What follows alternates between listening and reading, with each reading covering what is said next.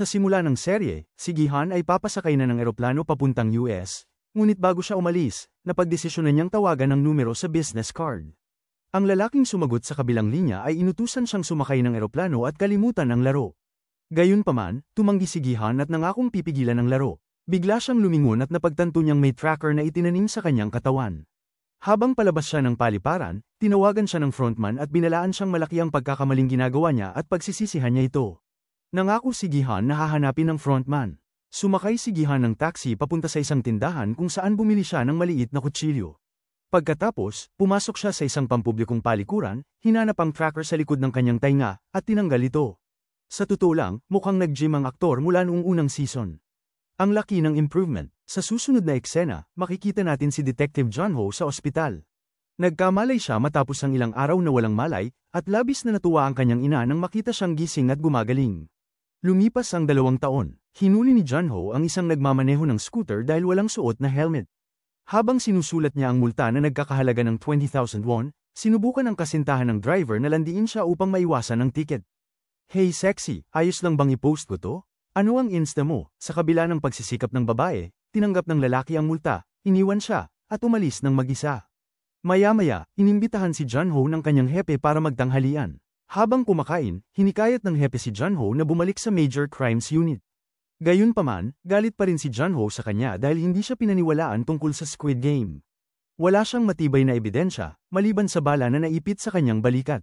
Na-dismiss ang kanyang mga paratang matapos niyang mawala ang lahat ng kanyang mga larawan at video nang lumubog ang kanyang cellphone sa dagat. At pagkatapos mong kunin ang baril nang walang pahintulot at nagdesisyong kumilos ng mag-isa, ilang araw lang ang lumipas, natagpuan ka naming halos patay na. Pero nang nalaman nilang gising ka na, nagkagulo sila kung dapat kang tanggalin sa trabaho. Sir, saludo ako sa inyo. Utang ko sa inyo to. Habang buhay kayong magiging bayani sa akin.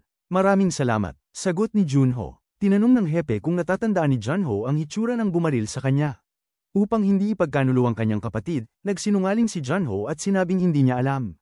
Kinagabihan, may isang batang magkasintahan na naghahanap ng matutuluyang motel. Nauwi sila sa isang abandonadong motel, ngunit nagkaroon sila ng matinding pagtatalo. Iminungkahi ng babae na pumunta na lang sila sa ibang lugar na mas masaya na siyang ikinagalit ng kanyang kasintahan. Habang umaalis ang dalawa, makikita si Gihan na pinapanood sila sa pamamagitan ng mga surveillance camera. Nalaman na naninirahan si Gihan sa abandonadong motel na ito, nagtago mula sa lipunan. Biglang tumunog ang doorbell, ngunit walang tao sa mga security camera. Sa kaba, kinuha ni Gihan ang kanyang baril at maingat na binuksan ang pinto. Isang estranghero ang dumulas ng business card sa ilalim ng pinto. Binuksan ito ni Gihan, hawak pa rin ang kanyang baril.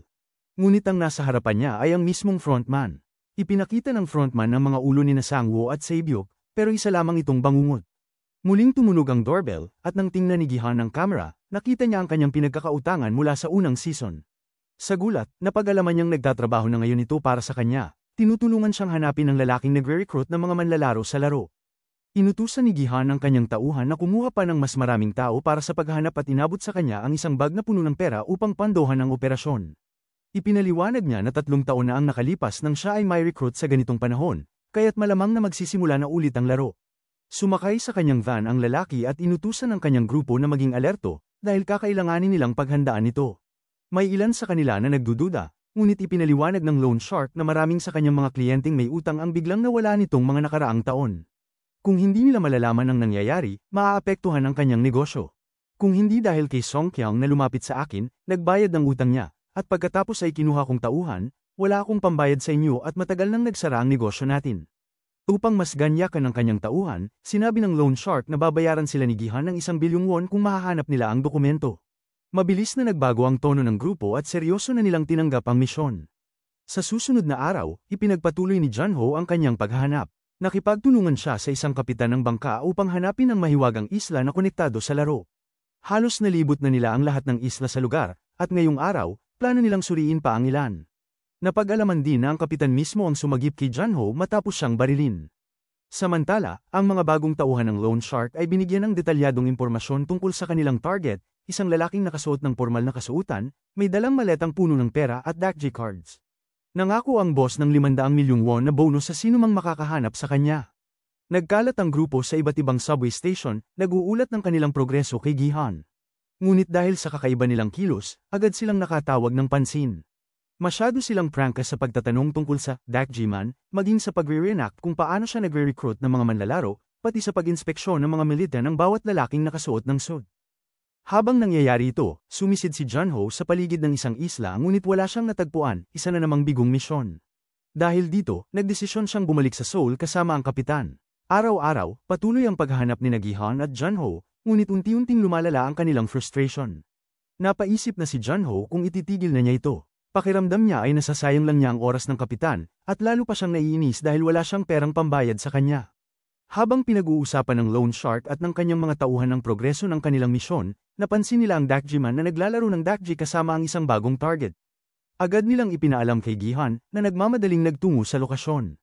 Ang bagong recruit na nakatanggap ng business card ay tumitig sa numero, iniisip kung tatawagan ba niya ito. Biglang nagring ang kanyang telepono, tumatawag ang kanyang buntis na kasintahan, si Junhee, na nasa isang maternity clinic. Hindi niya ito sinagot. Sa sumunod na eksena, makikita nating may hawak ding business card si Junhee.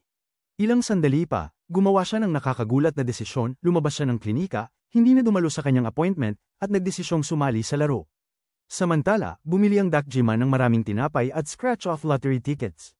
Habang pauwi, sinusundan siya ng loan shark at patuloy na naguulat kay Gi-han.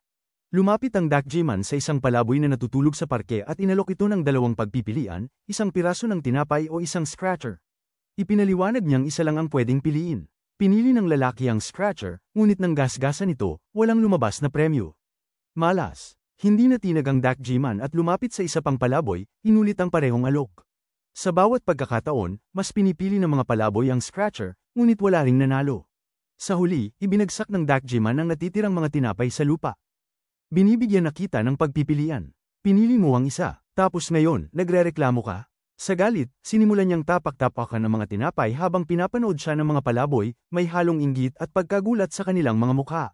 Matapos mailabas ang kanyang galit, bamantong hininga ang Dakjiman at ngumiti na parang nabunutan ng tinik. Mukhang may malalim na problema sa pag-iisip ang taong ito. Samantala, pinahinto si Gi-han ng isang pulis dahil sa bilis ng pagmamaneho. Naging si Junho pala ito, kasama ang kanyang batang partner. Sinubukan ni Junho turuan ang kanyang partner kung paano humawak ng mga motorista. Sa kabilang banda, sumakay ng taxi ang Dakjiman, kaya napilitan ng mga loan shark na sundan siya. Sa isa pang taxi, patuloy nilang iniuulat ang lokasyon nito kay Gi-han. Matapos matanggap ang kanyang traffic ticket, mabilis na umalis si Gi-han. Dahil sa pagdududa, tiningnan ni Junho ang telepono ng kanyang partner at natuklasan na si Gi-han pala ang nagmamaneho ng kotse. Habang hinihintay ni Gi-han na makarating sa lokasyon, nagdesisyon ng loan shark at ang kanyang mga tauhan na harapin ang Dakjiman. Ngunit sa isang iglap, napabagsak at nawala ng malay ang lahat ng tauhan niya. Sa istasyon ng pulis, sinimulang siyasatin ni Junho ang background ni Gi-han gamit ang police database. Natuklasan niyang nakarehistro ang sasakyan ni Gi-han sa isang kumpanya na tinatawag na Sunshine Capital at sinubaybayan ang address nito. Pagdating ni Gi-han sa pinag-usapang lugar, nawawala na ang kanyang mga tauhan. Habang nagmamasid, tahimik siyang inoobserbahan ng Dakjiman. Ilang sandali pa, inalok ng Dakjiman ang mga nahuling loan shark ng isang napaka-entertaining na laro, rock, paper, scissors, kung saan ang matatalo ay kailangang maglaro ng Russian roulette. Isang bala lang ang laman. Ang tsansa mong mabuhay, 5-6. Malinaw na may matinding pagkasira sa pag-iisip ang taong ito. Sinimulan niya ang laro, pinilit ang mga loan shark na makilahok. Ang matatalo ay kailangang humarap sa baril habang hinihila ng Dakjiman ang gatilyo. Walang bala sa silindro, kaya nagpapatuloy ang laro. Nanginginig sa takot ang mga loan shark. Upang palakasin ang tensyon, naglagay ang Dakjiman ng 4 na bala sa revolver, iniiwan lamang ang isang silindro na walang laman. Nanginginig sa takot, napilitan ang mga loan shark na ipagpatuloy ang laro. Napagtanto ng kanilang boss ang panganib at nilabag ang mga patakaran upang protektahan ang isa sa kanila, isinakripisyo ang sarili. Disqualified. Idineklara siyang disqualified ng Dakjiman at malamig na binaril sa ulo. Pagkatapos, hinarap niya ang natitirang loan shark, binati ito, at inalok na makipag-usap. Samantala, dumating si Junho sa isang address na warehouse ng mga loan shark. Palihim siyang pumasok at natagpuan ng isang mannequin na nakasuot ng suit na may business card na nakadikit. Habang naghahanap, isang tauhan ng warehouse ang dumating. Narinig niyang may kausap ito sa telepono, ipinaliwanag kung saan huling nakita ng kanilang boss ang Dakjiman, at inutusan ng grupo na kumuha ng mga armas at magtipon sa lokasyon. Matapos umalis ang tauhan, ipinagpatuloy ni Junho ang paghahanap at natagpuan ang mga dokumentong naglalaman ng address ng motel kung saan nagtatago si Gi-han. Maya-maya, bumalik si Gi-han sa motel at napansin niyang bukas na ang ilaw ng signage sa labas. Maingat siyang pumasok sa kanyang kwarto at natagpuan ng Dakchiman na naghihintay sa kanya. Tingnan mo lahat ng to. Ginawa mo ang lahat para lang hanapin ako. Oo, gusto lang kitang pasalamatan. Talaga, para saan? Sa pag-imbita sa akin sa laro. Ipinaliwanag ng Dakchiman na isa lamang siyang mensahero na naghahatid ng mga imbitasyon. Iginiit ni Gihan na gusto niyang makilala ang amo nito, ngunit inalok lang ng Dakchiman na ipasa ang kanyang mensahe. Wala kang karapatang sabihin ang mga bagay na yun sa isang hamak na tauhan lang. Habang nag-uusap sila, isiniwalat ng Dakchiman ang kanyang nakaraan. Noong bata pa siya, nagtatrabaho siya sa laro bilang isang staff member na may bilog na maskara at nakatoka sa pagsusunog ng mga bangkay ng mga na-eliminate na manlalaro. Hindi sila tao, basura lang sila, wala silang silbi sa mundong ito. Iyon ang paulit-ulit niyang sinabi sa sarili habang pilit niyang ginagampanan ang trabaho. Dahil sa kanyang pagsusumikap, na-promote siya at binigyan ng baril, kasabay nito ang pakiramdam ng kapangyarihan. Para bang sa wakas ay kinilala na rin ako. Isang araw, inutusan siyang patayin ng isang natalong manlalaro. Nakita niyang pamilyar ang mukha nito, ang sarili niyang ama. Sa kabila ng kanyang pagkabigla, pinatay niya ito. Binaril ko siya, gitna mismo ng kanyang noo. Doon ko nalaman na, sa sandaling yun, napagtanto niyang perpekto siya para sa trabahong ito. Malamig na sinabi ni Gihan sa kanya, isa ka lang asong tapat na sumusunod sa utos ng mga amo mo. Samantala, dumating si Junho sa motel at nagmasid mula sa malayo. Akala mo ba dahil nanalo ka sa laro, espesyal ka na? Yan ba ang iniisip mo? Sa huli, hinamon ng Dakchiman si Gihan sa isang laro ng Russian roulette.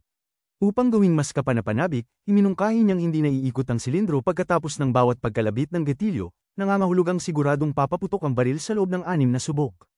Pumayag si Gihan at sinimulan nila ang laro. Unang sumubok si Gihan, walang bala. Sunod ang Dakchiman, wala rin. Umulit sila hanggang sa 2 na lang ang natitirang silindro, may 50 hanggang 50 tsansa ng pagputok ng baril. Nag-isip ang Dakchiman, baka pag trinidor siya ni Gihan, itutok nito ang baril sa kanya at pipindutin ang gatilyo. Sino bang may pakialam sa mga patakaran? Pwede ko lang itutok to sa kanya at pasabugin ang pangit niyang mukha. Ngunit nagpatuloy si Gihan sa pagsunod sa mga patakaran. Nang siya ang sumubok, hindi pa rin pumutok ang baril. Panalo siya. Ibinigay ni Gihan ang revolver pabalik sa Dakchiman, na unti-unting napagtanto ang bigat ng kanyang sitwasyon. Inulit ni Gihan ang mga sinabi nito kanina. Sino ba ang may pakialam sa mga patakaran? Ang tanging kailangan mong gawin ngayon ay hilahin ang gatilyo, at pwede mo akong patayin dito mismo. Pero kailangan mong aminin ang isang bagay, ang totoo, isa ka lang alipin na sumusunod sa utos ng amo mo. Tumihaya, gamulong-gulong, at iwagwag mo ang buntot mo, dahil aso ka nila. Sa kabila nito, pinili ni Dakchiman na tapusin ang laro ng may dangal, ginagawa ang hindi maisip. Narinig ni Junho ang putok ng baril at dali-daling pumasok sa motel. Habang hinahalughog niya ang lugar, kinuha naman ni Gihan ang isang business card mula sa bulsa ng Dakchiman. Samantala, nadiskubre ni Junho ang isa sa mga loan shark na nakatali sa isang silid. Sinabi ng lalaki kay Junho na nasa silid 410 si Gihan. Dali-daling pinasok ni Junho ang silid, handang sagipin si Gihan dahil pinaghihinalaan niya itong pumatay. Ngunit biglang hinampas si Junho ng tauhan ng loan shark gamit ang fire extinguisher. Ipinaliwanag ng tauhan ng loan shark kay Gihan na hindi pa sila nagkikita ng personal, ngunit dati siyang nagtatrabaho para sa kanya sa paghahanap kay Dakchiman. Ang pangalan niya ay Wusok, at iginagalang niya si Gihan dahil laging maganda ang sinasabi ng yumaong amo niya tungkol dito. Sinabi niya kung gaano siya nagtitiwala sa iyo. Isa kang matapat na tao na kusapang nagbayad ng utang, aniya habang nagluluksa sa kanyang amo. Samantala, sinuri ni Gihan ang business card na nakuha niya, na naglalaman ng isang address papunta sa isang club. Habang nililinis ni Wusok ang eksena ng krimen, iginapos ni Gihan si Junho sa gripo ng paliguan gamit ang posas. Naalala ni Gihan ang pagbisita ni Junho sa bahay niya bago magsimula ang mga laro. Inamin ni Junho na pumasok siya sa isla ng palihim at tinanong pa si Gihan tungkol sa kanyang kapatid pagkatapos ng madugong labanan noong gabi. Player 456, may lalaking nagngangalang Huang Inho ba rito? Wala, hindi namin ginagamit ang mga pangalan namin sa lugar na ito, sagot ni Gihan. Si Huang Inho ay ang nakatatanda kong kapatid, sabi ni Junho. Nilinaw ni Gihan na hindi niya pinatay si Dakchiman. Hindi ako ang bumaril. Naglaro lang kami at siya ang natalo, paliwanag niya. Isa lamang daw siyang tagakuha ng mga manlalaro para sa laro. Ipinagtapat ni Gihan kay Junho na gusto niyang itigil ang mga laro at hanapin ang tunay na nag-oorganisa nito sa ilalim ng pangalang Oh Il-nam. Sinabi ni Junho na tinatawag ng mga bantay ang lalaking ito bilang frontman, ngunit nagsinungaling siya na hindi pa niya ito nakikita. Alam mo ba ang hitsura niya? Tanong ni Gihan. Hindi, lagi siyang may suot na itim na maskara at hood, sagot ni Junho. Ipinaliwanag ni Gihan na hindi niya nais patayin ng frontman, kundi nais niyang pigilan ng mga kasabwat ni Il-nam, ang mga mayayamang VIP na nanonood at nag-e-enjoy sa laro. Sinabi ni Junho na nakita niya ang isa sa mga VIP. Nag-alok siya ng tulong kay Gihan na sa huli itinanggap naman ito. Dinala ni Gihan ang grupo sa isa pang silid kung saan niya itinago ang kanyang pera. Gagamitin ko ito para lumaban, sabi niya. Pero ipinaliwanag ni Junho at Wusok na hindi sila sumasali dahil sa pera. Wala akong pakialam sa pera, sabi ni Junho. Ako rin, sagot ni Wusok. Pinatay ng siraulong yun ang amo ko at pinanood pa ako habang ginagawa niya yun. Para ko ng kapatid si Kim. Siya pa ang nagkasal sa akin. Binalaan ni Junho na mahigpit ang seguridad sa isla, puno ito ng mga armadong sundalo, kaya kakailanganin nila ng mas maraming armas.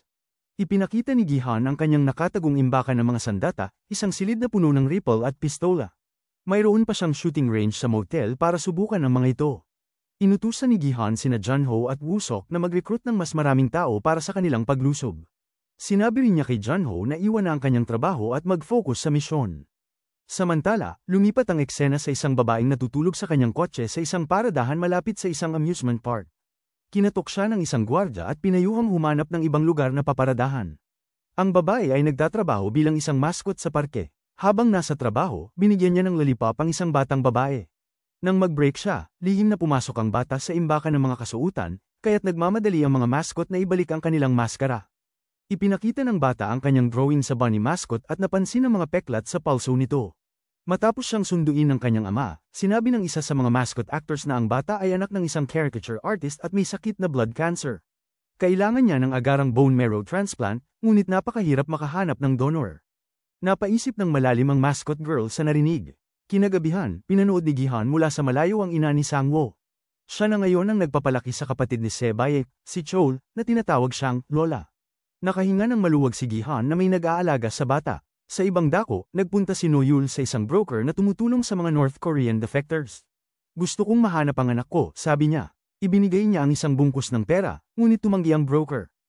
Wala kaming nahanap na impormasyon tungkol sa anak mo, paliwanag nito. Mas mabuting kalimutan mo na lang. Napaiyak si Noyul sa kanyang sasakyan, tinitingnan ang lumang larawan ng kanyang pamilya.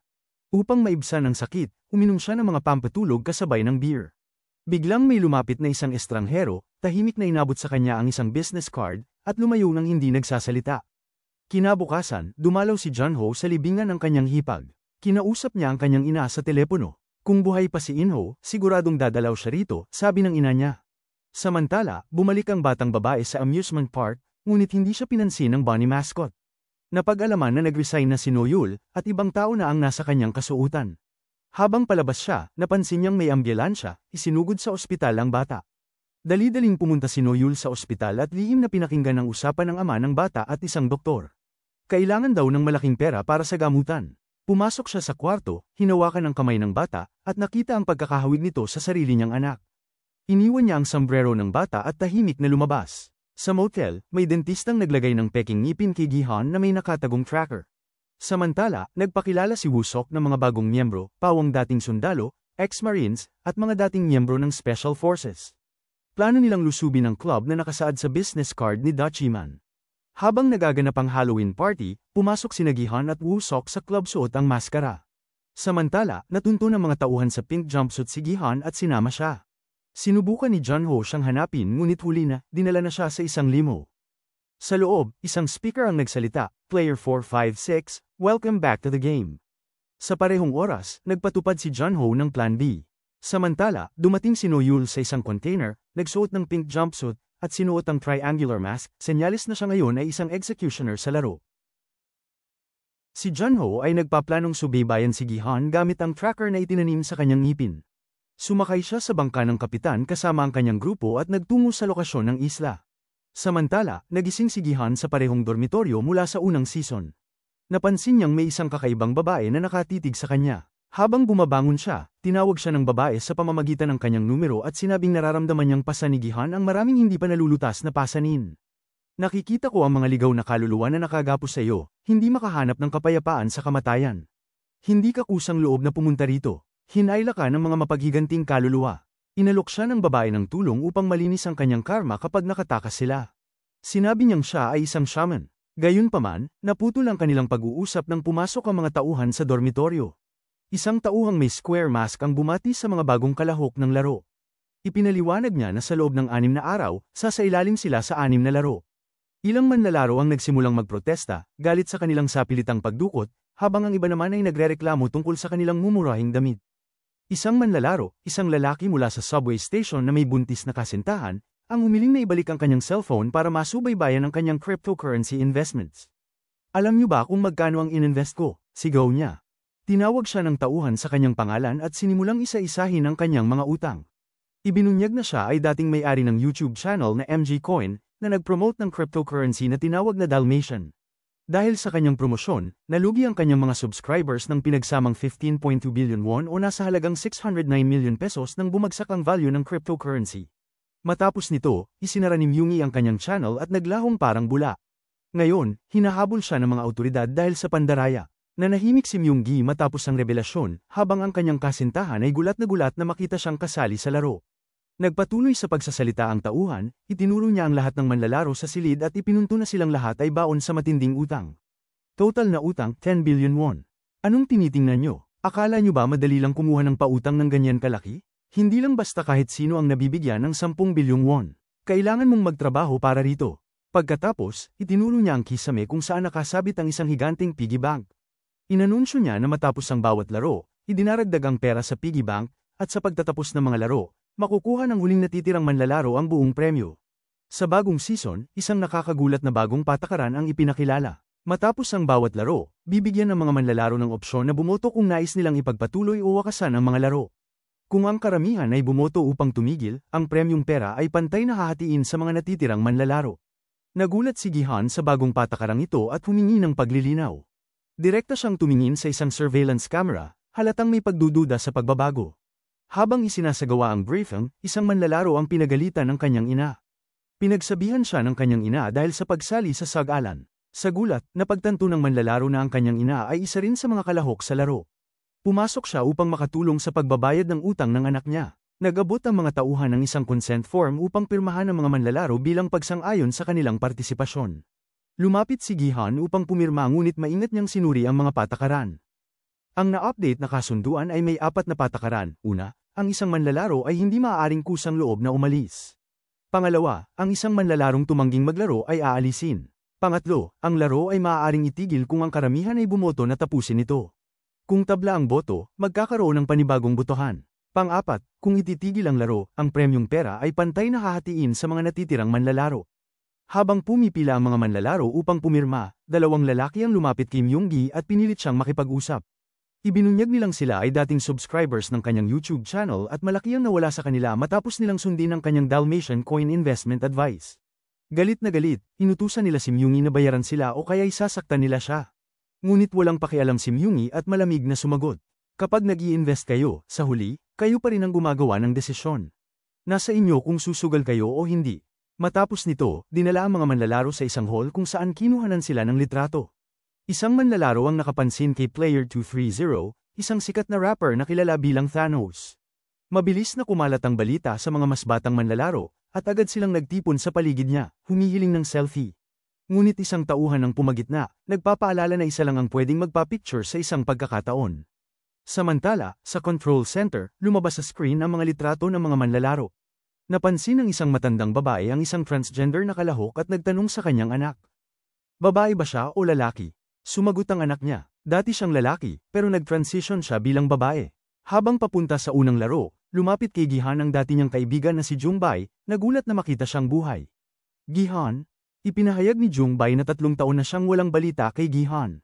Samantala, nawala na ang negosyo niya at nag-divorce na siya. Matigas na sinabihan siya ni Gihan. Dapat seryosohin mo tong laro. Manatili ka lang sa likod ko pag nagsimula na. Sa kabilang banda, si Junho at ang kanyang grupo ay papalapit sa pinagmula ng GPS signal. Nag-aalala ang kapitan tungkol sa bigat ng armas na dala ng koponan ni Junho, kaya ipinaliwanag ni Junho ang sitwasyon. Ibinunyag niya na may nakaligtas mula sa mga laro ngunit dinukot ulit at ibinalik sa laro. Subalit, bago ito nangyari, nagawang ikabit sa kanya ang isang tracker. Habang papalapit sila sa isla, ipinaliwanag ni Junho na dapat ay may infrastruktura tulad ng mga daan at helipad para suportahan ang mga laro.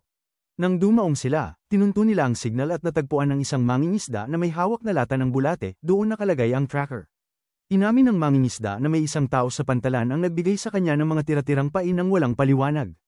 Samantala, ang mga manlalaro ay dinala sa isang malawak na patlang para sa unang laro, red light, green light. Nang hindi mapakali, palihim na sinuri ni Gihan ang kanyang peking ngipin at nagimbal ng mapagtantong nawala ang tracker. Mabilis niyang naisip na nasa matinding panganib siya. Sa control center, paparating na ang frontman. Tumayo si Gihan sa harap ng mga manlalaro at binabalaan sila na hindi ito isang ordinaryong laro.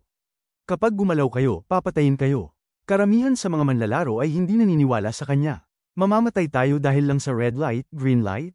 Seryoso. Ngunit habang nagpapatuloy ang kanyang seryosong tono, unti-unting nagiging alisto ang ilan. Samantala, si Thanos, isang sikat na rapper, ay nanliligaw sa isang babae at nililibak si Gihan, hindi siniseryoso ang kanyang babala. Nang magsimula ang laro, ginabayan ni Gihan ng grupo, sinasabihan sila kung kailan gagalaw at kailan titigil. Matalino niyang tinakpan ang kanyang bibig gamit ang siko upang hindi ma-detect ng manika ang kanyang paggalaw sa labi. Sa control center, iniinom ng frontman ang kanyang alak habang nakikinig ng eerie jazz music na pinapatugtog ng mga kakaibang mechanical dolls. Nagpatuloy ang laro ng maayos hanggang sa lumapag ang isang bubuyog sa leeg ng babaeng nililigawan ni Thanos. Sa pang-aasar, itinuro ni Thanos ang bubuyog, dahilan upang gumulaw ang babae. Isang putok ng baril ang umalingaw-ngaw. Bagsak ang babae. Isang bala sa ulo. Player 196 eliminated. Napatunayan ang babala ni Gihan. Sinubukan niyang pakalmeyan ang lahat, ngunit nagpanik ang karamihan.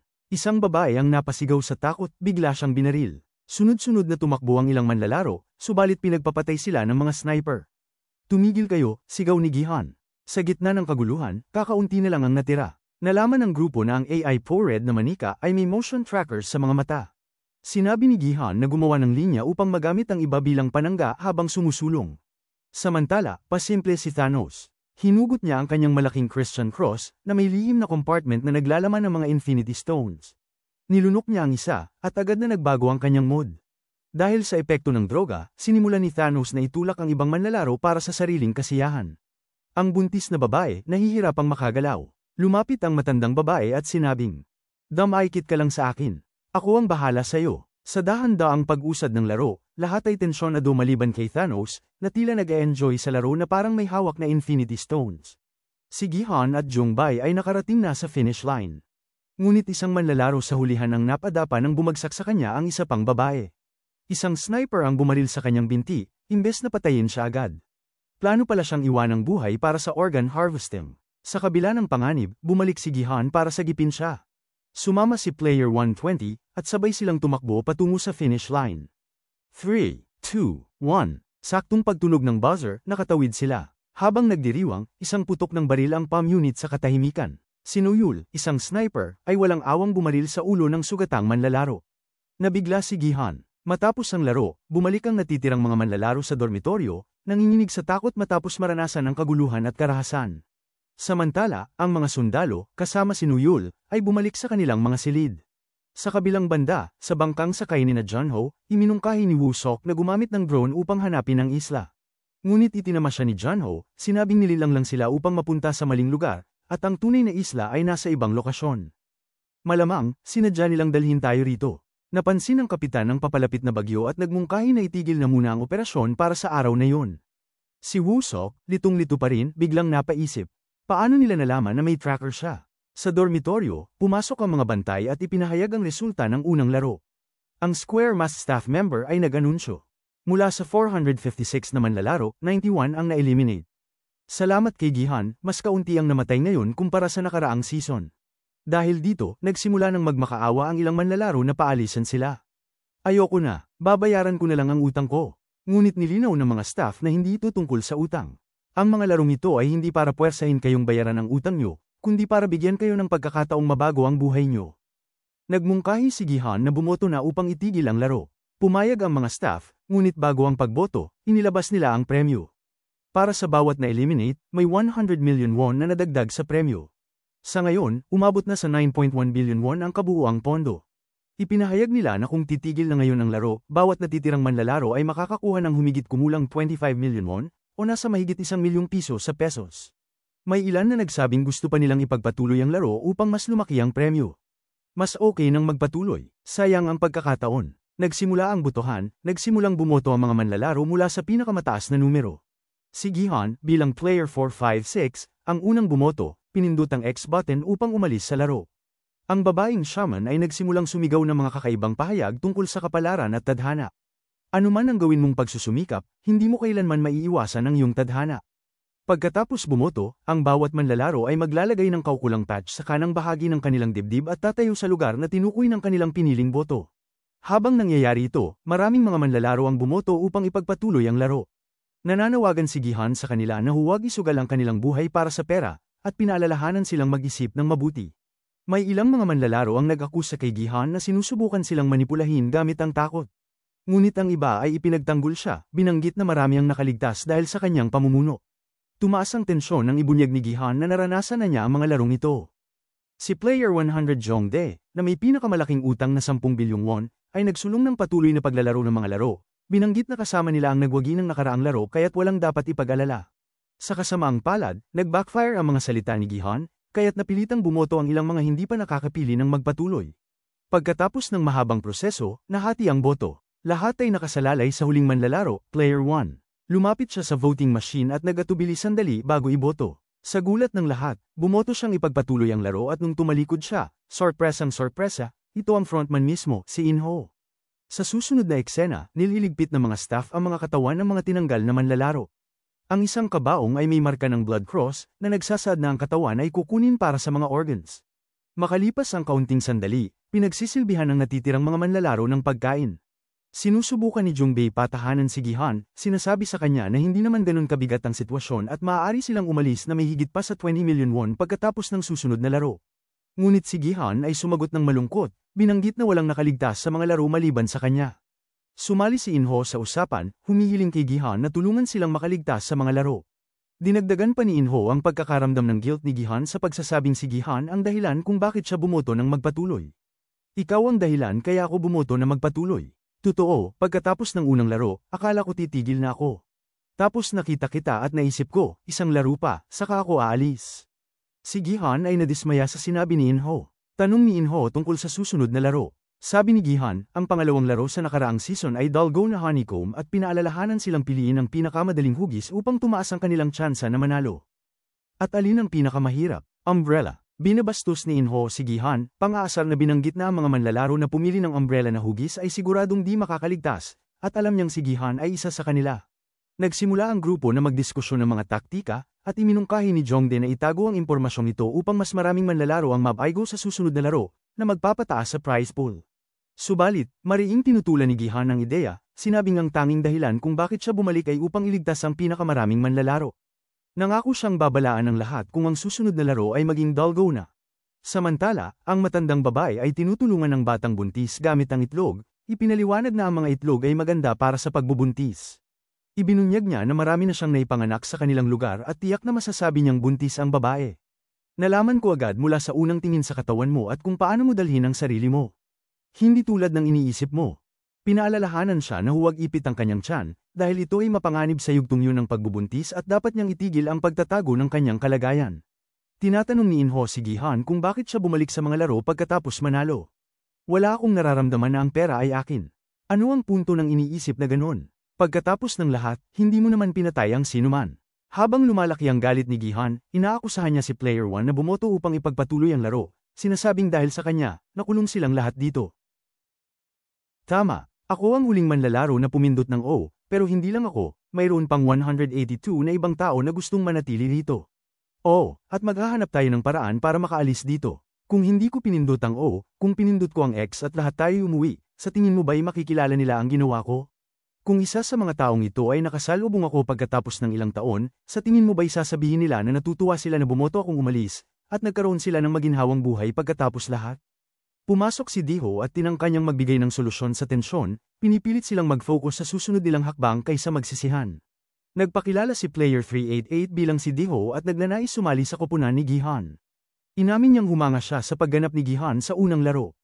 Nagatubili ang koponan sa una, ngunit nang mapansin ni Jongbae ang tato ng marin sa balikat ni Diho, mabilis siyang tinanggap. Samantala, si Thanos at ang kanyang bagong minion ay patuloy na pinipressure si Myunggi tungkol sa kanilang pagkawala sa cryptocurrency. Sa pagkakataong ito, pinapalakas nila ang pambubuli at binugbog siya sa harap ng lahat. Kahit na tumitindi ang tensyon sa dormitoryo, walang ibang manlalaro, kasama na ang dalawang marine, ang nagtangkang makialam. Pumasok si Inho at kalmadong tinanong ang mga nambubuli na tumigil. Nang magbanta si Thanos, madali siyang napataob ni Inho, pinapilitang magmakaawa ang mga kabataan para sa kanilang buhay. Sa isang sandali nang halos hindi kayang pigilang galit, muntik nang patayin ni Inho si Thanos ngunit pinigilan ang sarili. Malinaw na may pinapasan siyang malalim na sakit at galit. Ang ibang mga manlalaro ay pumalakpak, tinatawag siya bilang isang bayani. Samantala, dahan-dahan at tinatago ni Jungbei ang tato ng Marine. Pagkatapos ng ilang sandali, napansin ni Inho si Gihan na gising at nilapitan siya para makipag-usap. Nagsorry sila sa isa't isa sa kanilang nakaraang hindi pagkakaunawaan. Pagkatapos, nagsimula si Inho na ibahagi ang kanyang tunay na kwento, ngunit nagsasalita siya na parang nabubuhay pa rin siya sa nakaraan, at hindi sa kasalukuyan, parang buhay pa ang kanyang asawa. Ang asawa ko sa bahay ay may malubhang sakit. Ibinunyag niya na ang kanyang asawa ay na-diagnose na may acute cirrhosis at desperadong kailangan ng liver transplant. Habang nasa ospital siya, natuklasan nilang buntis din siya. Sa kabila ng mga panganib, pinili niyang ituloy ang pagbubuntis, kahit na maaari itong magdulot ng panganib sa kanyang buhay. Naghirap si Inho na makahanap ng donor, nang umutang siya mula sa lahat ng tao na kaya niyang hingan, ngunit hindi pa rin sapat. Isang matagal na kliyente niya ang nakarinig ng kanyang sitwasyon at inalok siyang tulungan sa pamamagitan ng pagpapahiram ng pera. Bagamat hindi ito isang suhol, mukhang kainahinala at pinatalsik si Inho sa kanyang trabaho bilang resulta. Matapos ko silang ibigay ang aking mga pinakamagandang taon, ang pagpasok sa mga laro ay naging huling pag-asa ko para mailigtas ang aking asawa at ang aming anak. Alam ko ang ibig mong sabihin, Mr. 456, tungkol sa perang premyo, kung anong halaga nito. Talaga, ngunit, kailangan ko talagang manalo ng premyo, kahit na ang halaga nito ay buhay ng ibang tao. Gusto ko rin itong gamitin, upang mailigtas ang asawa ko at ang bata niya, at hindi ko alintana kung paano ko ito makukuha. Samantala, ang mga gwardya ay nangunguha ng mga organs mula sa mga tinanggal na manlalaro. Sa pagkakataong ito, naisalba lang nila ang mga mata, dahil karamihan sa mga organs ay sobrang nasira na dulot ng matagal ng pagkamatay ng mga manlalaro. Anong sinasabi mo? Marami akong iniwan na press kong katawan para sa iyo. Tanong ng isang guard. Napansin ng mga gwardya ang kakaibang nangyari. Maraming manlalaro ang sinadyang pinatay pagkatapos maparalisa. Isang gwardya na nakabaril ng isang manlalaro sa hita ang napagtanto na sigurado ito na gawa ni Noyul. Agad nilang inireport ang insidente sa kanilang commanding officer, nakasangkot din sa operasyon ng smuggling ng mga organs. Ang mga hindi nasaktan ng malubha ay binaril ulit upang matiyak ang pagkamatay. Wala na yata tayong magagamit na pondo. Sino ang bumaril ulit sa mga yon? Tanong ng commanding officer. Si number 11 po, sagot ng guard. Tinawag si Noyul sa opisina ng officer. Isang gwardya ang naghatid sa kanya doon, kung saan inutusan siyang alisin ang maskara. Sinabi ng officer na hindi niya dapat pinapakialaman ang operasyon kung hindi siya makakatulong dito. Tumanggi si Noyul na nagsasabing ginagawa lang niya ang trabaho niya. Naalala ng officer ang araw na unang nakilala si Noyul 7 taon na ang nakalipas. Siya ay nakahiga sa ospital matapos ang isang matinding labanan, at pinatay ni Noyul ang buong team na humahabol sa kanya gamit ang isang rifle lang at nakatawid pa ng demarcation line na matindi ang kalakasan. Pinapaalala ng officer na binigyan siya ng trabaho at dapat niyang ipagpasalamat ang oportunidad. At magpapasalamat ako palagi sa iyong tulong, sir, sagot ni Noyul. Kung ganoon, dapat mong sundin ang mga utos, sabi ng commanding officer. Sir, hindi ko yata gagawin. Pinapalagay ng officer na nag-aalala si Noyul na malalaman ni frontman, inaakala pa naman niyang magtatagumpay ang lahat sa pagkakataong ito dahil kumuha sila ng doktor bilang gwardya, hindi tulad dati na isang manlalaro lang ang ginamit upang magsagawa ng operasyon. Walang makakaalam tungkol dito, sabi ng commanding officer. Hindi po yun ang isyu ko, sagot ni Noyul. Kung hindi yun, edi ano? Kahit anong pangungumbinsi ang gawin ng commanding officer, hindi niya kayang mapasunod si Noyul, at pinaalis na lang ito sa silid. Balik sa Seoul, binisita ni Junho ang kanyang dating boss at humingi ng tulong upang hanapin ang misteryosong isla. Kailangan kita, sir, tulungan mo ako, sabi ni Junho. Sige, sa puntong ito, anong magagawa ko pa, ha? Hanapin ulit ang tanggang isla na yan o ano, sagot nito. Sumama siya sa kanyang ex-boss na lumapit sa isang general upang humiling ng isang search squad. Pero tinanggihan sila ng general, pinagsabihan si Junho na wala silang ebidensya at tinawag na kalokohan ang kanilang hinihiling. Chief Kim, bakit siya bumalik sa usapang to? Sinabi mong magbabago na siya, galit na tanong ng general. Pinagbibintangan ni General si Junho na hindi matino at umalis ng galit. Tinawagan ni Junho si Woo-sok at sabay nilang pinaplano na kumuha ng ibang bangka upang mapabilis ang paghahanap. Nakakuha ng isang barko si Captain Park na pinamumunuan ng isa sa kanyang mga pinagkakatiwalaang kaibigan. Matapos ang tawag habang nagiinom, isiniwalat ni Woo-sok kay Kapitan Park ang lahat ng alam niya tungkol sa mga laro. Samantala, si Gihan ay may bangungot, binabagabag ng konsensya dahil sa pangunguna sa mga manlalaro. Sa panaginip, sinunod siya ng lahat at pinili ang mga tatsulok sa Dalgo na game, ngunit natuklasan nila na ito'y isang napakahirap at komplikadong tatsulok. Sinimulan nilang sisihin si Gi-han na nagdala sa kanila sa kamatayan. Nagising siya sa bangungot na basang-basa sa pawis, sabay dumating ang oras ng susunod na laro. Lumapit si Junhee, ang buntis na babae, sa kanyang ex-boyfriend. So hindi mo talaga alam na nandito ako? Tanong nito. Kinumprante siya ni Junhee, ipinaliwanag na inisip niyang pinapabayaan siya nito ng 6 na buwan. Laking gulat ng lalaki nang makita siya roon at mas lalo pa nang malaman niyang hindi niya itinuloy ang pagpapalaglag na balak niya. Galit na pinagsabihan siya, sinabing wala silang perang ipapakain sa anak. Paano nga ba makakaligtas ang buntis na babaeng to dito? Galit na tanong ng ex-boyfriend na si Myung-gi. Hindi ako humihingi ng tulong para magmukhang nag-aalala ka. Bakit ngayon ka lang nag-alala? Mariin na sagot ni Junhee. Samantala, si Thanos ay muling nilunok ang isa sa kanyang Infinity Stones at napansin ito ng kanyang minion. Dinala ang mga manlalaro sa isang playground na may 2 malalaking rainbow-colored na bilog. Ipinahayag ng announcer na ang susunod na laro ay magiging team-based, sa 5 miyembro kada grupo. Galit na sumigaw si Zhang Dai kay Gi-han, inaakusahan siyang niloko ang lahat tungkol sa Dalgo na game. Anong gagawin mo tungkol sa mga taong bumoto na manatili dahil sa kasinungalingan mo? Galit na tanong nito. Pinagtanggol siya ng frontman, pinatahimik si Zhang Dai. Ngayon, ang team ni Gi-han ay kulang ng 1 miyembro at kailangang maghanap ng iba upang sumali. Lumapit si Myung-gi kay Junhee at nag-alok na maging kasamahan, ngunit tinanggihan siya ni Junhee dahil galit pa siya rito. Imbis na sumama kay Myung-gi, humiling siya sa team ni Gi-han na tanggapin siya dahil kailangan niya ng tulong dahil siya'y buntis. Samantala, walang gustong makipag-team sa matandang babae at anak nito. Dahil walang ibang pagpipilian, nakipag-team sila sa isang player na tinanggihan din ng lahat. Sumama sa kanilang team ang Shaman. Ipinahayag ng announcer na ang laro ay isang 6-legged pentathlon. Ikakabit ang mga binti ng mga miyembro ng team at sa bawat 10 metro na agwat sa track, may isang miyembro na maglalaro ng minigame. Kung manalo, magpapatuloy ang team sa susunod na minigame. Ang mga minigame ay Dakshi, Flying Stones, Gongi, Spinning Top, at Jeji. 5 minuto ang kabuuang oras. Kailangan italaga ng bawat team ang miyembro na maglalaro ng partikular na minigame. Ipinahayag na ang Gongi ay isang laro na tradisyonal na nilalaro ng mga babae. Mabuti na lang at may babae tayo sa team. Ipinahayag ng buntis na hindi niya alam kung paano laruin ang Gongi. Laking gulat ng iba nang umamin ng Marino na magaling siya sa Gongi dahil lumaki siyang may 4 na nakatatandang kapatid na babae. Pinili ng iba pang miyembro ng team ang mga laro na sa tingin nila ay sila ang pinakamagaling. Gagawin ko kung ano man ang sa tingin mo, Gi-han, sabi ng frontman.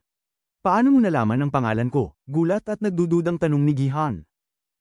Narinig ko siyang tinawag kang ganon, kaya sinubukan ko lang, mabilis na tugon ng frontman. Nagsimula ang laro at ang unang 2 teams ay nagsimula ng maglaro. Ang unang laro, Dakji, ay pinakamadali dahil hindi ito tumatagal ng oras kung matalo sa isang round. Gayunpaman, ang pangalawang laro, Flying Stones, ay mas mahirap dahil nag-aaksaya ng oras ang mga manlalaro kapag hindi nila nataman ang bato. Ang Gongi ay nangangailangan ng magandang agility at kailangang mahuli ng mga manlalaro ang mga bato ng maraming beses sa tamang pagkakasunod-sunod. Kung matalo ang isang player, babalik sila sa simula. Habang papalapit ang limitasyon ng oras, tumitindi ang tensyon, kaya't mas nahihirapan ang mga manlalaro na mag-focus at makalagpas sa mga laro. Ang spinning top o turumpo sa atin sa Pilipinas ay nahirapan din sila. Matagal mag-recover kapag mahulog ang turumpo, at mag-rolyo ulit ng tali. Ang unang 2 teams ay hindi nakarating sa finish line bago matapos ang oras, kaya't na-eliminate sila. Humingi ng Infinity Stone si Minion mula kay Thanos, dahil baka magkamali siya at magdulot ng pagkatalo sa kanilang team. Pagkatapos ay ibinigay ni Thanos ang isang pill. Nang nililinis ng mga staff ang lugar pagkatapos ng eliminations, napansin ni Noyul ang 2 guards na may nakatagong kabaong na may buhay pang player sa loob. Bilang guard na may mas mataas na ranggo, inutusan niyang buksan ang kabaong, at pinatay agad ang player na sobrang ikinagalit ng ibang guard na sangkot sa organ smuggling. Habang naghahanda ang mga susunod na team para sa mga laro, nagsimula magpanik ang isa sa mga kasamahan ni Player 120. Ipinakilala ni Player 120 ang kanyang sarili bilang si Hyunju at mahinahong pinakalma ang batang babae, binigyan siya ng lakas ng loob upang magpatuloy. Kung napanood niyo ang ating nakaraang recap, si Hyunju ay gumanap bilang Jae-jun sa hit series na The Glory bilang sobrang brutal na lalaki. Nagsimula ang laro at nakarating ang kanilang team sa Dakji game. Natalo si Yang Mi ng ilang beses at nagsimulang magpanik. Muli, pumasok si Hyunju at pinakalma siya, ipinayo na i-flip ang card sa kanyang kamay. Mas gumanda ang resulta at nakarating sa Flying Stones. Sa Flying Stones, may isang kasamahan na hindi tinamaan ng target.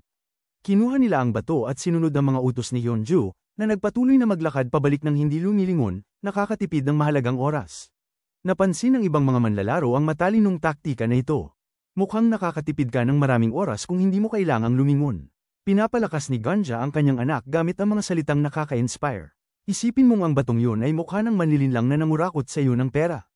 Sa kanyang suporta, matagumpay niyang nakuha ang bato. Nagbunyi ang crowd at sumuporta sa team, lalong pinapalakas ang kanilang determinasyon na magtagumpay. Sinubukan ni Ganja ang kanyang makakaya sa Gungi game, pero natalo siya sa unang pagkakataon. Ngayon, pinalakas siya ng kanyang anak gamit ang mga nakaka-inspire na salita. Ma, hindi ba't lagi mong sinasabi? Noong digmaan, naglalaro ka ng Gungi gamit ang mga bala. Halos matapos na niya ang laro, ngunit napatigil siya bago ang huling at pinakamahirap na galaw. Muli, natagpuan ni Yang Sek ang tamang mga salita upang mapataas ang kanyang kumpiyansa. Ma, isipin mong ganito. Ipagpalagay mong buhok yan ng bawat lalaki na niloko ka. At natapos niya ang laro ng madali. Sumunod, si Shaman ay sumubok sa spinning top game. Nahihirapan siyang i-wrap ang lubid sa top, nagpanik at paulit-ulit na nabigo. Frustrated na at overwhelmed, nagsimula siyang magdasal sa kanyang mga Diyos at tuluyang napaiyak. Pumasok si Hyunjo gamit ang ibang taktika, binigyan si Shaman ng serye ng motivational slaps. Kung bibitaw ka ngayon, papatayin kita bago ka pa magdasal sa mga Diyos mo. Bumalik ang focus ni Shaman at matagumpay niyang ni-wrap ang lubid at natapos ang laro. Ngayon ay si Hyunjo naman ang susunod. Ang patakaran sa kanyang laro ay simple. Kailangang i-bounce ang laruan ng 5 beses gamit ang kanyang mga paa. Usong laro to lalo na sa mga probinsya sa atin sa Pilipinas. Hiniling niya sa kanyang mga kasamahan at sa lahat ng nasa paligid na lumingon at huwag siyang panuorin. Sa kanyang walang patid na focus, natapos niya ang gawain sa unang subok lang, na nagbigay daan sa team na tumawid sa finish line 1 segundo bago magtapos ang oras. Ang dramatikong tagumpay ng team ay nagbigay inspirasyon at lakas ng loob sa mga natitirang team. Mas maraming team ang nagtagumpay at natapos sa mga laro, ngunit may ilan na hindi nakatapos at na-eliminate. Habang tumatagal, tanging 2 team na lang ang natira, ang team ni Gihan at ang isa pang team. Madali ang natapos ng team ni Gihan ang Dokji game sa kanilang unang subok. Sumunod si Jungbei at madali niyang tinamaan ng bato sa Flying Stones game. Nang dumating ang oras para sa Gungi, nagulat si Dehu ang kanyang mga kasamahan sa pamamagitan ng pagtapos sa laro ng magaan na paraan, na nag-iwan sa kanila ng paghanga. Samantala, ang frontman, na Kaliwete, ay sinadyang pinaikot ang top gamit ang kanyang kanang kamay, na nagpapahaba ng oras ng laro. Sa isang punto, itinapon pa niya ang spin ng top pabalik sa nakaraang linya, nagkunwaring naiinis sa kanyang sarili. Habang papalapit ang oras, sa wakas ay pinaikot niya ng tama ang top gamit ang kanyang dominanteng kamay at natapos ang gawain. Sa huling laro, si Gihan ang humarap sa hamon ng pag-bounce ng laruan. Nagsimula siyang malakas, ngunit sa ika-4 na sipa, aksidenteng napatapon niya ang laruan ng sobrang layo. Tinulungan siya ng frontman upang maiwasan ang pagkatalo sa pamamagitan ng maingat na pagmanipula sa paa ni Gihan na nakakabit sa kanya. Nagtagumpay silang makatawid sa finish line sapat na oras habang ang kabilang team ay na-eliminate. Ang tauhan ni Thanos ay naiinis dahil napakaraming manlalaro ang nakaligtas sa laro. Sa inis, iniutos niya kay Player 125, Minso, na bilangin kung ilan ang natira. Gayunpaman, isang babae sa kanilang grupo na nagngangalang Simi ang ipinagtanggol si Minso, na lalong ikinainis ng tauhan ni Thanos. Bago pa lumala ang sitwasyon, pumagit na si Thanos. Dahil marahil sa epekto ng madalas niyang paggamit ng Infinity Stones, ipinagbawal ni Thanos sa kanyang tauhan na utusan si Minso. Habang ang mga miyembro ng team ni Hyunjo ay nag-uusap at nagkakakilala ng mas mabuti, ibinunyag ni Hyunjo na kailangan niyang makuha ang premyo upang matapos ang kanyang transformation. Mayroon pa akong ilang operasyon na hinihintay ko. Naputol ang usapan nang pumasok ang team ni Gihan sa dormitoryo. Karamihan sa mga manlalaro, maliban kay Ganja, ay halatang nadismaya na nakaligtas sila. Nagpasalamat si Gihan sa frontman sa pagtulong sa kanya sa JJ game. Pinag-usapan nila ang kanilang tagumpay sa minigames. Naaalala ng Marine ang kanyang kabataan. Lumaki siya na may 4 na kapatid na babae, kaya sobrang husay niya sa Gungi game, at nagtanong si Junbei kung bakit pinadala siya ng kanyang ina sa Marines. Nag-isip siya saglit, parang hindi sigurado sa sagot. Pagkatapos ng ilang sandali, sinabi niyang gusto niyang sundan ang yapak ng kanyang ama na isang Marine din. Mabilis niya na pinalitan ng usapan at iminungkahi niyang magpakilala ang bawat isa. Park Jungbei, ibig sabihin ay matuwid at doble. Kang Deho, din na parang malaki. Hu na parang tigre. Nang dumating ang turno ng frontman, nagsinungaling siya tungkol sa kanyang pangalan at ipinakilala ang sarili bilang Young Il, na literal na nangangahulugang numero 1 sa Korean. Grabe, ang pangalan mo ay numero na ibinigay sa'yo? Seryosong tanong ni Gihan. Nang sabihin ni Gihan ang kanyang apelyido, na nangangahulugang bayani sa Korean, natawa ang frontman. Habang ang mga sundalo ay bumabalik sa kanilang mga kwarto, nang pumasok si Noyul sa kanyang kwarto, 2 sundalo ang sumugod at nagsimulang bugbugin siya. Kasabay nito, isa sa mga miyembro ng superior staff sa control center ay binura ang footage ng camera. Hinailan ng mga sundalo ang maskara ni Noyul at tinutuya ang kanyang itsura. Kakaiba pala ang pagmumukha mo kapag walang maskara. Tignan mo ang mukha niya, ha? Pangungot siya ng isang guard. Sa kabila ng kanyang pagsubok na lumaban, tinalo siya ng mga sundalo, pinagtawanan ang kanyang mukha at binyantaan siya na putulin ang kanyang mga daliri kung magpapatuloy siyang manghimasok sa kanilang operasyon. Sa dormitoryo, inanunsyo ng mga staff ang mga resulta ng ikalawang laro. Kabuuang 110 na manlalaro ang natanggal, kaya't umabot sa 20 bilyong won ang premyo. Bawat natitirang manlalaro ay makakatanggap ng halos 79 na milyon na won kung magtatapos na ang laro. Sa kabila ng tumaas na premyo, marami pa ring manlalaro ang nadismaya sa halaga nito. Nagsimula muli ang proseso ng pagboto. Bago ang pagboto, inimbitahan ni Ganja ang kanyang mga kasama na maghapunan sa kanyang bahay pagkatapos ng laro. Tiwala na magboboto silang lahat para itigil ang laro. Naniniwala siyang sapat na ang kanilang bahagi sa premyo para mabayaran ang mga utang ni Young-sik at kahit makapagtayo pa ng maliit na farm stand. Sa team ni Gihan, unang nagkasundo ang lahat na magboto laban sa pagpapatuloy ng laro. Nangako pa si Gihan na tutulungan ng bawat isa sa kanyang mga kasama pagkatapos nilang makalabas ng lugar na ito. Nagsimula na ang pagboto at unang bumoto ang player number 1. Bumoto ang frontman para itigil ang laro at binago ang kanyang patch patungo sa X, subalit, nagulat ang lahat nang bumoto si Young-sik para ipagpatuloy ang laro, pati na rin ang shaman na nag-press ng O para magpatuloy. Si Thanos at ang kanyang minion ay sabik na maglaro pa at pinilit si Minso na mag-press ng O. Bumoto si Hyunju ng O para magpatuloy, na nagdulot ng kalungkutan at takot sa kanyang kaibigan. Magtatangka na sanang magsalita si Gihan para kumbinsihin ang mga manlalaro, ngunit pinutol siya ng frontman, binigkas sa mga salitang ginamit ni Gihan sa nakaraang sesyon ng pagboto. Samantalang si Jongdae ay tumayo bilang hindi formal na leader ng mga bumoto nang nagbigay siya ng isang matinding talumpati na nagpapaalala sa lahat kung gaano kalaki ang premyo na kanilang makukuha. Ang lumalaking kakayahan niyang mamuno ay nakapagkumbinsi sa mas maraming manlalaro na mag-vote pabor sa pagpapatuloy ng laro. Tinitigan ng frontman si Gihan, hindi nagsasalita, ngunit ipinapakita na bawat pagtatangkang baguhin ang desisyon ng mga manlalaro ay tiyak na magbabalik loob lang sa kanila. Habang nagpapatuloy ang pagboto, mas maraming manlalaro ang nag-press ng O sa pagtatapos, naging pinalang resulta. 139 na manlalaro ang bumoto para magpatuloy, habang 116 lamang ang bumoto para tumigil. Nadama ni Gihan ang pagkatalo at kalungkutan, na natanto na ang lahat ng kanyang pagsisikap ay nauwi sa wala.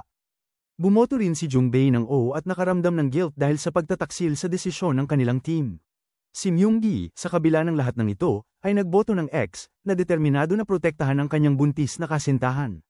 Hinarap ni Ganja ang kanyang anak at sinabi sa kanya na huwag na siyang tawaging nanay. Inamin ni Young-sik na nagsinungaling siya tungkol sa kanyang mga utang. Ibinunyag niyang may utang siyang mahigit 100 million won o mahigit 4 na milyong piso sa isang iligal na kasino at binyantaan siyang kukunin ang kanyang mga mata, atay, at kidneys kung hindi niya mababayaran ang utang na yun sa susunod na buwan. Sa banyo, hinarap ni Thanos at ng kanyang minion si Myung-gi, galit na galit dahil bumoto siyang itigil ang laro.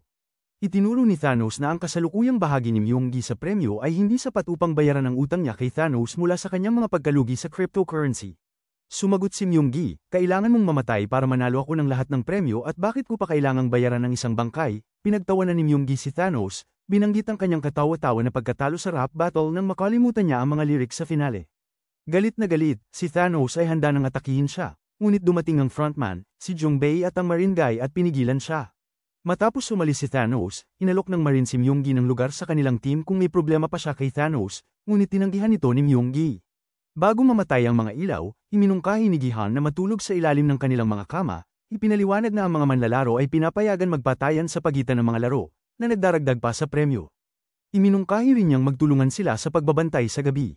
Mamaya, nagdesisyon si Ganja na pumunta sa banyo. Nag-aalala sa kanyang kaligtasan, inalok siyang samahan, ngunit ipinakita ni Ganja ng may tiwala ang isang kutsilyo na nakatago sa kanyang buhok. Nagboluntaryo si Junhee na sumama, at magkasama nilang tinangka na kumbinsihin ang mga gwardya na payagan silang gumamit ng banyo. Sa simula ay tumanggi ang mga gwardya, ngunit pagkatapos ng patuloy na pakiusap, pumayag sila. Sa huling sandali, sumama si Hyunjo sa kanila. Sa daan, inamin ni Junhee na wala siyang mga magulang. Inisip ni Ganja na malapit ng mga anak si Junhee. Nang magising sa takot ng mga laro, nagsimula siyang umiyak. Ramdam ni Hyunjo ang matinding guilt dahil sa pagboto niyang ipagpatuloy ang laro. Samantala, sumama si Jongbae kay Gihan sa pagbabantay sa gabi. Humingi siya ng paumanhin kay Gihan dahil hindi siya tumulong noong 3 taon na ang nakaraan nang humingi si Gihan ng pera upang gamutin ang kanyang may sakit na ina. Nagtataka siya, tinanong si Gihan kung bakit siya bumalik sa laro kahit may premyo na siya mula noon. Ipinaliwanag ni Gihan na bumalik siya upang tiyakin na makakalabas ang lahat ng iba pang manlalaro ng buhay. Para pag-aani ng mood, ikinwento ni Jongbei ang isang nakakatawang kwento mula sa kanilang panahon sa strike ng isang pabrika ng sasakyan noong nakipaglaban sila para iligtas ang kanilang mga trabaho. Ang peking kwentong ito ay nagpasaya kay Gihan, at sa isang saglit ay naramdaman niyang muli siyang naging siya.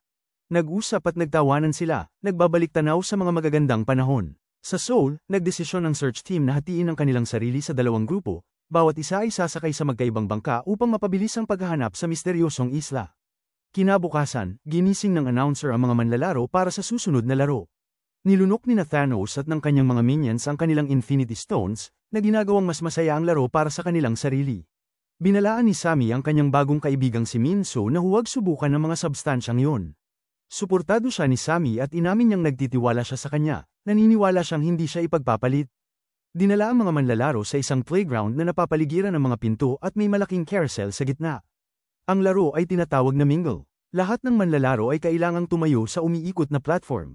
Pagkatapos ng ilang saglit, tatawagin ng isang numero at kailangang mabilis na magbuo ng grupo ayon sa numerong yun, pumasok sa isa sa mga nakapaligid na silid at isara ang pinto sa loob ng 30 seconds. Nagsimula ang laro at umikot ang platform. Nang tumigil ito, tinawag ng announcer ang numero. 10 manlalaro. Ang team ni Gihan ay nagsanib sa grupo ni Hyunjo at mabilis nilang nakuha ang isang silid. Tumingin si Gihan sa pamamagitan ng maliit na bintana ng pinto, pinagmamasdan ang mga gwardya na bumabaril ng mga manlalaro na hindi nakahanap ng grupo. Si Shaman naman ay nagsimulang magtangkang magbigay ng mga kitak-takot na pahayag, tinutok ang kanyang mga mata kay Gihan at sa buntis na babae. Sa South Korea, labis na iginagalang ang propesyon ng mga shaman, at maraming tao ang nagbabayad para sa kanilang serbisyo. Sa arena, ang mga gwardya na nagmamasid sa mga iligal na pagpapalitan ng organ ay minarkahan ng isang kabaong para sa isang manlalarong tinanggal na ngunit buhay pa. Ngayong pagkakataon, si Noyul ay hindi makikialam. Sa halip, tahimik siyang nanunood, lihim na sumusuporta sa ama ng may sakit na batang babae. Sa susunod na round, habang nanginginig sa takot ang karamihan ng mga manlalaro, nagsasayaw si Thanos at ang kanyang minion sa umiikot na platform, na high mula sa kanilang Infinity Stones. Nang tawagin ng announcer ang 4 na manlalaro, maraming mga team ang napilitang magtanggal ng isa sa kanilang mga kasamahan upang umangkop sa bagong laki ng grupo. Nagboluntaryo ang frontman na umalis sa kanyang grupo, kalmado niyang sinabi na makakahanap siya ng ibang kasamahan. Sa kabaligtaran, brutal na itinulak ni Thanos ang isa sa kanyang mga kasamahan palabas ng grupo. Pinili ng team ni Hyunjo na iwan ang shaman, na nagdulot ng gulat at pagkagalit sa kanya. Sa pamamagitan ng mga surveillance cameras, nadiskubre ng mga gwardya ang isang silid na may 3 manlalaro lamang. Kahit isang numero lang na hindi tumutugma sa mga patakaran. Ang mga manlalarong ito ay agad na na-eliminate. Nang lumabas ang mga manlalaro mula sa kanilang mga silid, nagbunyi ang team ni Gihan nang muling magkita sila ng frontman na buhay at maayos. Ang shaman, gayunpaman, ay nakaligtas at binigyan ng masama na titig ang kanyang mga dating kasamahan sa grupo dahil sa pagtataksil sa kanya. Sa susunod na round, tinawag ng announcer ang mga grupo ng 3. Inutusan ni Thanos sina Simi at Minso na maglaro ng bato-bato pick upang magdesisyon kung sino ang sasama sa kanya at sa kanyang minion sa isang silid, ngunit tumanggi ang babae na makipagkumpetensya sa kanyang tinaguriang kaibigan. Sa halip, nagmungkahi siya na magsanib sila at maghanap ng pangatlong kasamahan.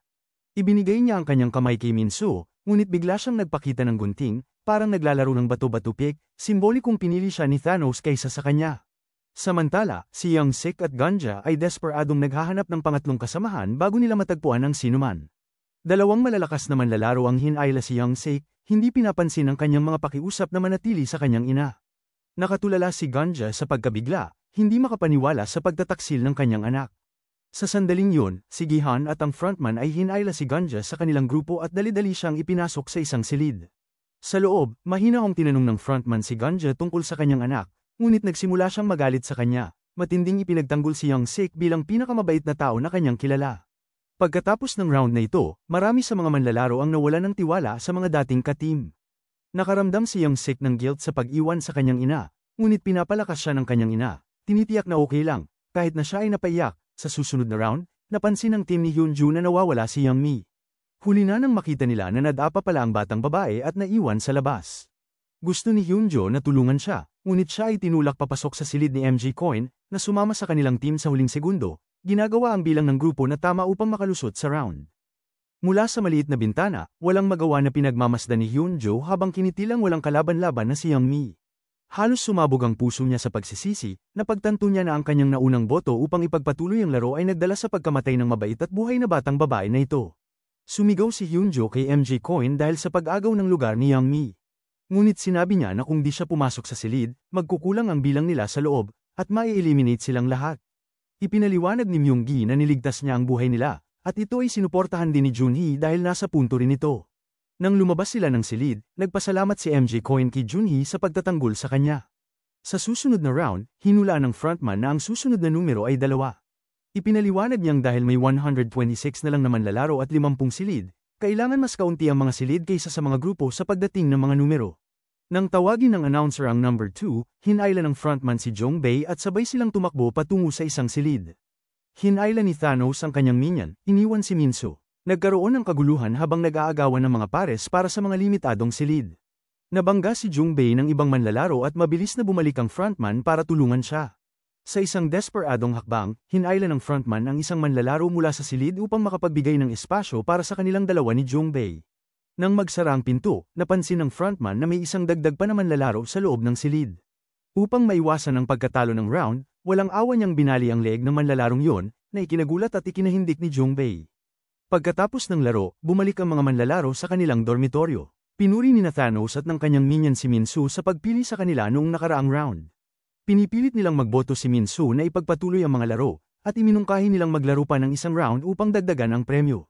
Samantala, iminungkahi ni Myung-gi kay Junhee na magsimula silang muli kapag nakalabas na sila. Imbes na tulungan siya sa bata, inisip niyang gamitin ang kanilang mga napanalunan upang bayaran ang kanyang mga utang. Tinitiyak niyang pagkatapos nito ay hahanap siya ng hindi masyadong delikadong negosyo. Nagalit si Junhee at sinabing gagamitin niya ang mapapanalunang pera para sa pagpapalaki ng kanyang magiging anak. Habang pinagmamasdan ang kanilang pag-uusap, napansin ni Thanos at ng kanyang minion na may nangyayaring hindi may paliwanag sa pagitan ni Myung-gi at Junhee. Patuloy pa rin ang galit ng shaman dahil sa pagtataksil sa kanya ng kanyang team, kaya nilapitan niya ang mga ito at sinabi niyang isinumpa niya silang lahat. Samantala, pinag-uusapan ng team ni Gihan ang kanilang tsansa sa susunod na botohan. Iminungkahi ni Gihan na subukan nilang kumbinsihin ang iba pang mga O na baguhin ang kanilang boto, pero binanggit ng frontman na masyadong delikado ito. May mga ilan daw sa kanila na handang gawin ang lahat para sa pera. Ang mungkahing ito ay ikinagalit ni Gihan. Magkasunod na nag-aaway sila, napatigil sila nang pumasok ang mga gwardya sa dormitoryo at inanunsyo ang bagong halaga ng premyo, na magiging 356 million won bawat manlalaro. Inisip ng team ni Gihan na baka ito na ang magpabago ng isip ng ilang O at magbago ng kanilang boto. Samantala, naglunsad ang searching squad ng drone upang mapabilis ang paghahanap.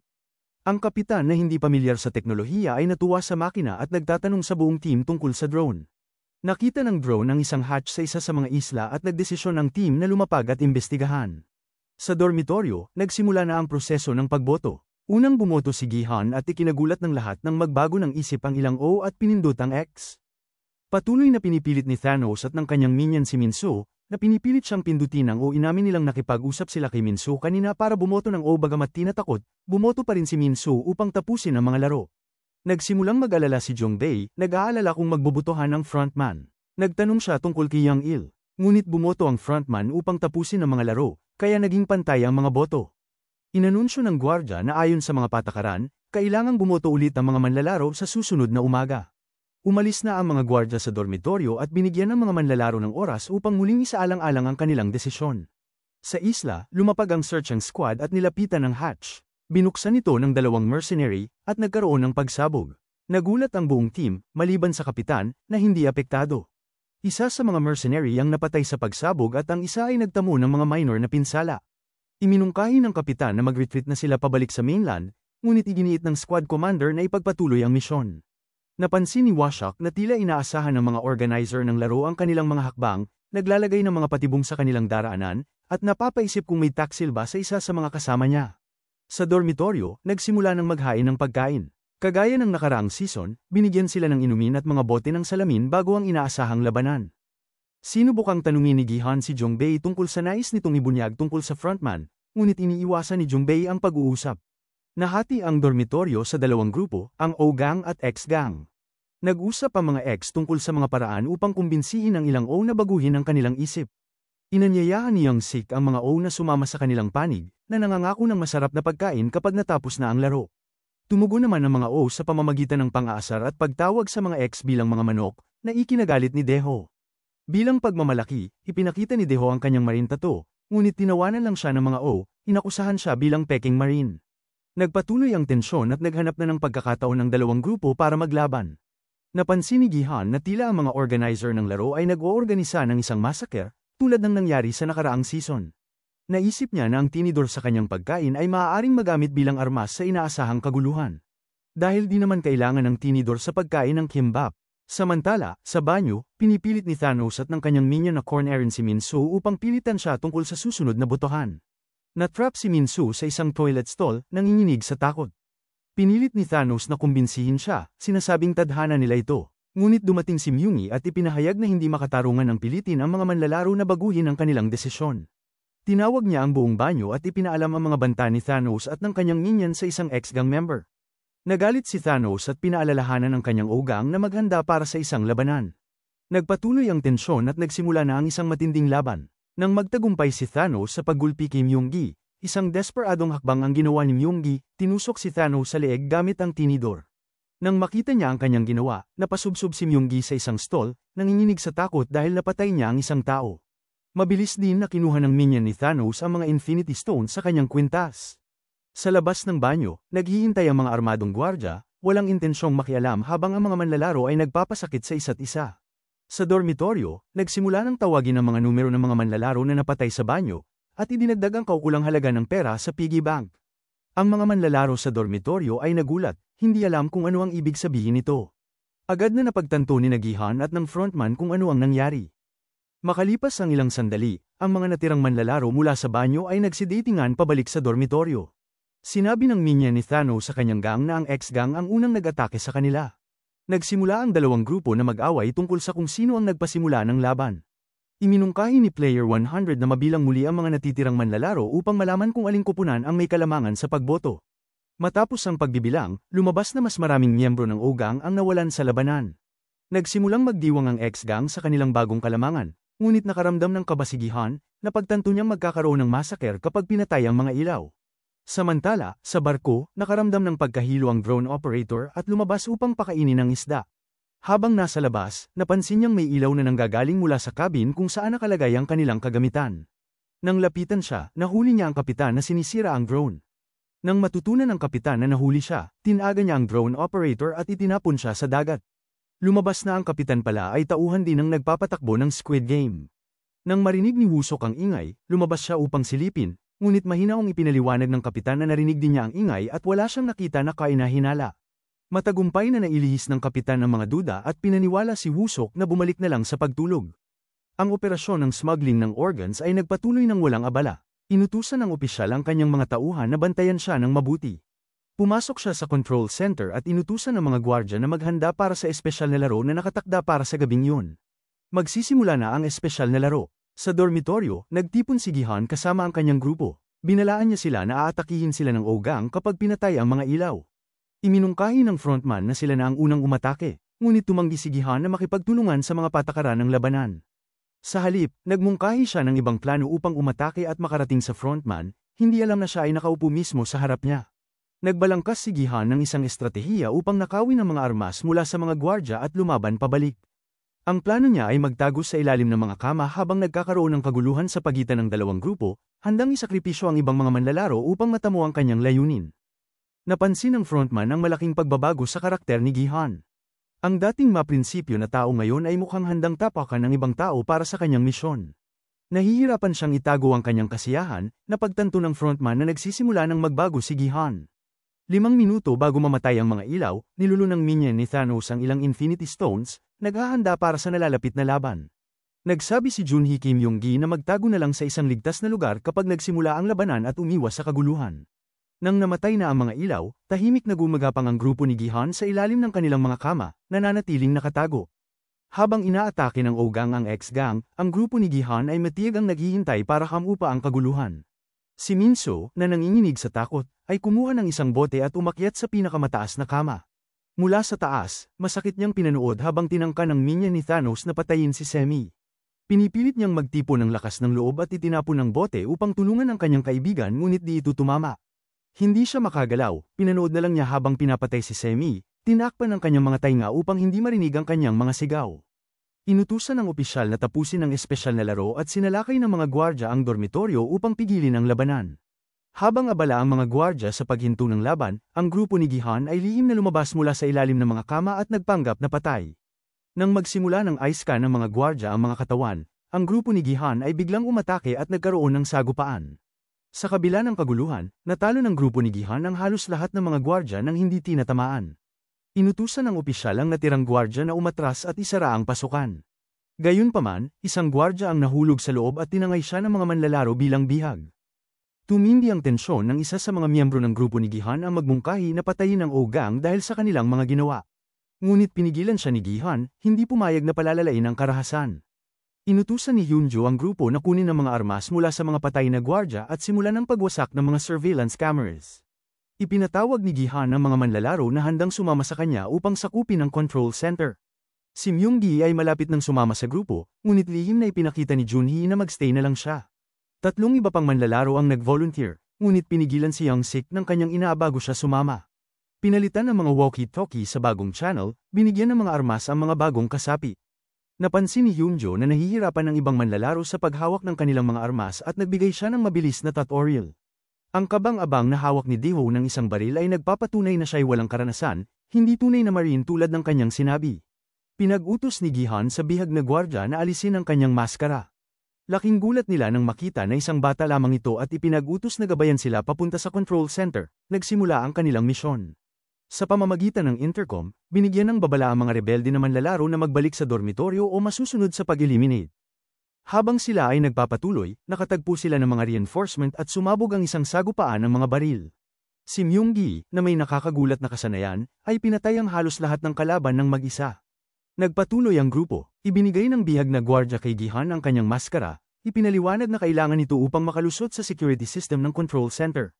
Nakilala ng gwardya ang frontman sa mga rebelde, ngunit bago siya makapagsalita, pinatay siya ng isa pang gwardya. Habang may kaguluhan, nagpaputok si Daeho ng walang tinutukoy na target, nauubos ang mahalagang bala at lalo pang pinapakita ang kanyang kawalan ng karanasan. Habang ang natitirang grupo ay humahawak sa mga gwardya, mabilis na tumakbo si Gi-han at Jung-bae papunta sa control center. Gamit ang maskara ng mga gwardya, nakapasok si Gi-han sa isang pasilyo na papunta sa kanilang destinasyon. Nakasalubong nila ang dalawang gwardya na mabilis nilang iniligpit. Habang hinahanap ang mga patay na katawan, napansin ni Gi-han na may dagdag na bala ang mga gwardya sa kanilang mga bulsa. Inutusan ng opisyal ang mga gwardya na siguruhing ligtas ang hagdan, naghahanda para sa susunod na hakbang ng mga rebelde. Pagkatapos ng matagal na sagupaan, nagsimula ng mawala ng bala ang grupo. Nagradyo si Gi-han at Jung-bae sa natitirang miyembro ng grupo, ipinaalam na may extra na bala sa mga bulsa ng mga gwardya at pinaalalahanan silang kunin ito. Kumuha ng dalawa pang manlalaro ang frontman at nagmadaling tumulong kina Gi-han at Jung-bae, habang nag-volunteer si Daeho na bumalik sa dormitoryo para mangolekta ng bala mula sa mga patay na gwardya. Walang bala, nang nangailangan ng bala si Gi-han, inilagay niya ang kanyang buhay sa panganib at tumakbo sa harap ng mga putok upang mangolekta ng bala habang si Jung-bae ay nagbibigay ng proteksyon. Matagumpay na nakuha ni Gi-han ang ilang mga magazine at bumalik sa kanilang posisyon. Samantala, dumaan si Daeho sa dormitoryo. At nang matulungan ni Young-sik, kinolekta nila ang mga bala mula sa mga bulsa ng gwardya. Ngunit nang lumabas siya, narinig ang mga putok mula sa malayo at natigilan siya sa takot. Nagradyo si Hyunjo at tinanong kung ano ang nangyari at pinaalala na wala na silang bala. Hindi na kayanan ni Daeho ang takot, ibinagsak niya ang kanyang walkie-talkie at bumalik sa dormitoryo. Nagdesisyon si Hyunjo na silipin siya. Ang frontman at dalawang iba pang manlalaro ay natagpuan si Gi-han. Sinabi ng frontman kay Gi-han na susubukan niyang maghanap ng ibang daan papalabas ng gwardya. Ibinigay ni Gi-han ang kanyang huling magazine. Bagamat nag-aalangan, kinuha ito ng frontman at nagpatuloy. Matagumpay na tinabihan ng frontman ang mga gwardya at inutusan ng dalawang manlalaro na sumugod. Sa eksaktong oras na papatayin na nila ang mga gwardya, pinatay ng frontman ang dalawang manlalaro sa likod. Nagradyo siya kay Gi-han, nagsinungaling na sila ay inambush at nabigo. Nag-switch sa frequency ng gwardya, inutusan nila na tapusin ang mga rebelde. Si Hyunjo ay dumaan sa dormitoryo at nakita si Daeho na nanginginig sa isang sulok, humihingi ng tawad. Walang pag-aalinlangan, kinuha ni Hyunjo ang mga magazine na kinolekta niya at naghahanda upang bumalik sa grupo. Ngunit may mga bagong gwardya na pumasok sa dormitoryo.